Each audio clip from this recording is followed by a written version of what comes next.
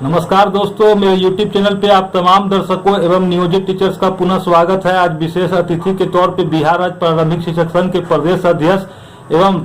शिक्षकों के मसीहा श्री प्रदीप कुमार पप्पू जी मेरे चैनल पे उपलब्ध हैं और आज ये दिल्ली के लिए कूच कर रहे हैं। आज हम इनसे जानेंगे कि 3 अक्टूबर को समान काम समान वेतन की सुनवाई में इनके संघ की क्या कुछ रणनीति है और क्या कुछ होने की संभावना है कोर्ट रूम में। प्रदीप जी, मेरे चैनल पे आपका स्वागत है।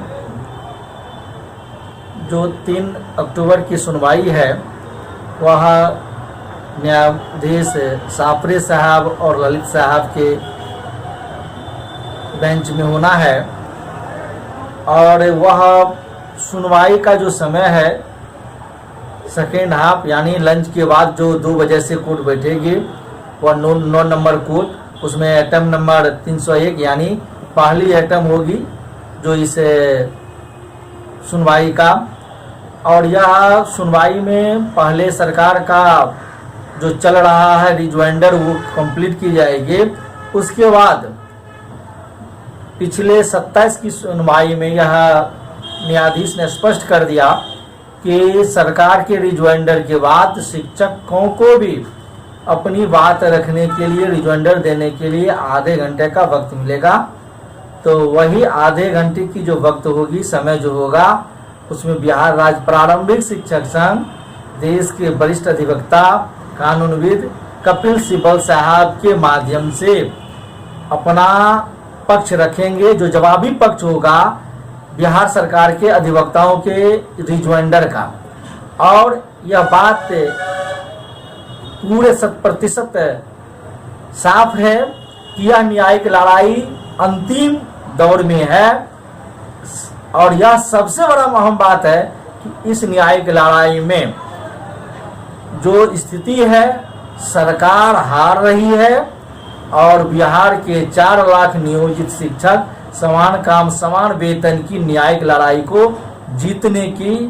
कड़ी पर है, अंतिम छोर पर है और यह जीत उनके सामने न्यायालय में आएगी। अक्टूबर को अन्य संगठन के द्वारा भी वरीय वकील को रखा गया है, इस बारे में कोई जानकारी है आपको? मैं इस बात को बहुत साफ नहीं कह सकता हूं कि कौन संगठन अधिवक्ता रखेंगे कि नहीं रखेंगे, क्योंकि जब केस लिस्ट से हट गया था विगत सुनवाई में, जो सुनवाई सितंबर के प्रथम सप्ताह में था, 11 तारीख को सुनवाई होना था, सितंबर में वह लिस्ट से हट गया था। तो कहने के लिए बिहार में संगठनों की कमी नहीं है, लेकिन यह केस की सुनवाई हो, केस की सुनवाई लिस्टेड नहीं होने से शिक्षकों में हताशा था, निराशा था और जो एक रफ्तार से सुनवाई चल रही थी लग रहा था कि ब्रेकअप हो गया। लेकिन शिक्षकों की इस भावना को सिर्फ बिहार राज्य प्रारंभिक शिक्षक संघ इस पीड़ा को समझा कि केस लिस्टेड हो और समय पर सुनवाई हो, जिसके एवज में संघ ने देश के वरिष्ठ अधिवक्ता, एकलौता संघ बिहार राज्य प्रारंभिक शिक्षक संघ है जिन्होंने 10 सितंबर को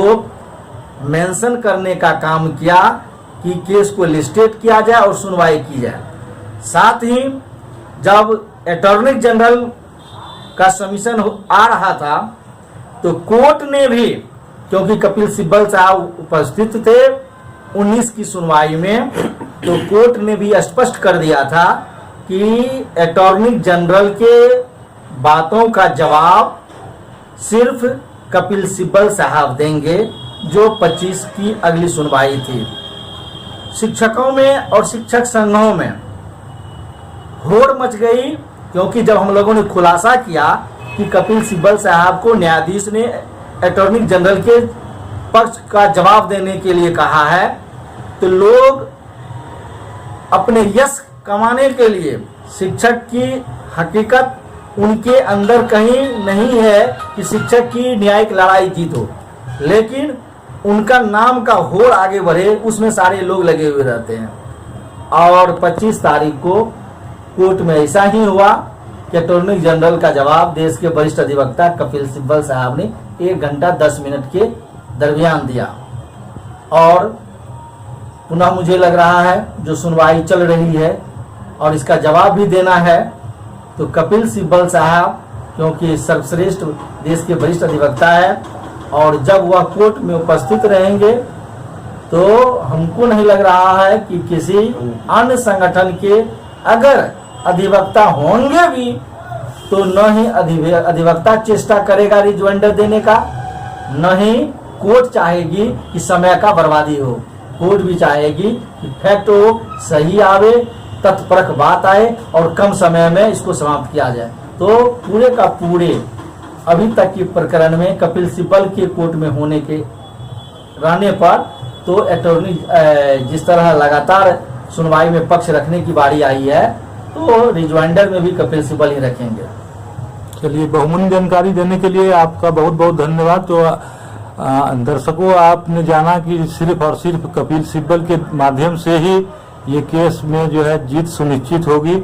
और इसके लिए प्रदीप कुमार पप्पू जी को बहुत बहुत बधाई और पूरे शिक्षक संघ जो है और तमाम 4 लाख नियोजित शिक्षक आशान्वित हैं कि कल अंतिम सुनवाई होगी और शिक्षकों के पक्ष में फैसला आएगा।